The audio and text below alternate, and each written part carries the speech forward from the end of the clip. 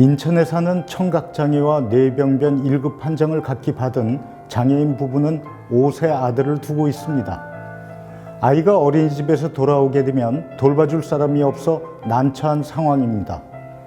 중증장애인 부부의 비장애인 자녀 양육이 방치되고 있는 현실입니다. 지원 대책이 시급해 보입니다. 지난달 장애인 부모에 대한 비장애인들의 인식이 매우 낮은 수준이라는 국가 인권위 조사도 있었습니다. 장애인이 처한 고충을 비장애인이 이해하기란 쉽지 않다는 의미입니다. 특히 부부 모두 중증 장애인인 경우 비장애인 자녀 양육에 분명한 한계를 나타낼 수밖에 없습니다. 하지만 현재 이들에 대한 양육 지원은 여성가족부가 제공하는 연간 720시간의 아이 돌보기 서비스가 전부라고 합니다. 이러다 보니 하루 평균 2시간의 서비스 이용으로는 자녀 양육을 감당하기가 어려운 실정입니다. 중증 장애인 부부 자녀가 학교 생활을 마치고 방과 후 활동에서 돌아오는 시간은 대략 오후 6시가 됩니다. 이 시간 이후부터는 집안에서 양육이 이루어지기 때문에 중증 장애인 부부의 양육 고충은 매일 반복되고 있는 실정입니다. 결국 다음날 어린이집에 가기까지의 심야 시간 자녀 양육은 거의 공백 상태에 놓이게 됩니다. 이런 경우 전문가들은 자녀가 성장하는 과정에서 심리적 불안 증세 등으로 정상적인 발달에 지장을 초래할 수 있다고 조언합니다.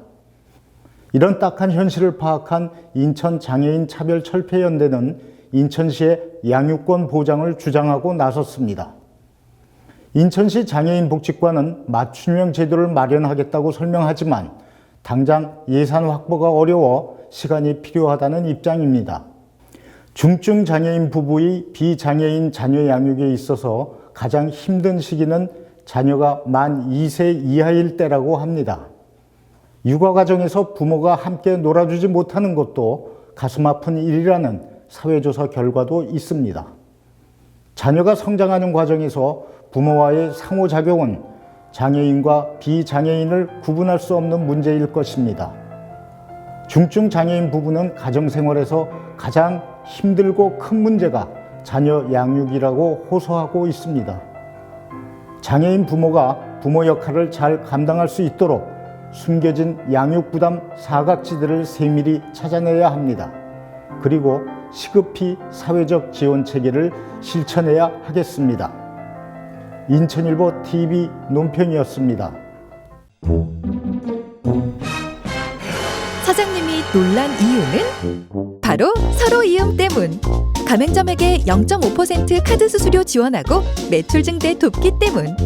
손님도 놀란 이유는 사용자에게 10% 캐시백, 30% 소득 공제가 있기 때문. 서로 이음하면 거짓말 같은 혜택이 쌓인다.